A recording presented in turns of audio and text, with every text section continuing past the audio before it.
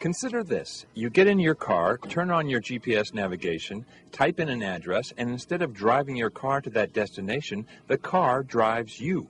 Sound a little crazy? Well, don't tell that to these guys. They're here in the Mojave Desert competing in a race of sorts to prove a self-driving car, not a remote-controlled car, a self-driving car is anything but crazy.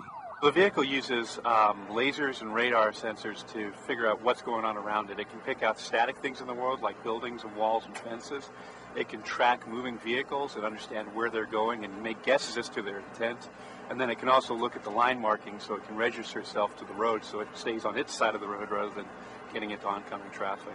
The competition is sponsored by the Department of Defense, who is eager to apply the technology on the battlefield, thus keeping soldiers out of harm's way. We believe that if we can have this technology out in the field, that we're going to save lives. By, for example, getting people out of driving convoys by themselves and having the convoys drive themselves. And there's a lot of brainpower at work here, competing to be the first and best at autonomous driving.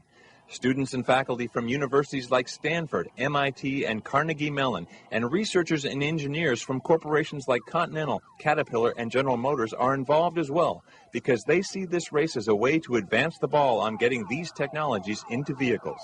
Our customers will ultimately someday be able to have cars that drive themselves. They'll benefit because these cars won't crash into each other. They'll benefit because it'll reduce traffic congestion.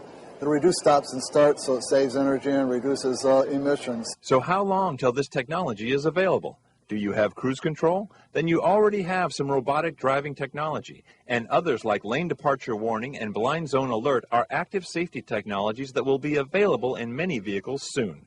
I'm Chris Hansen.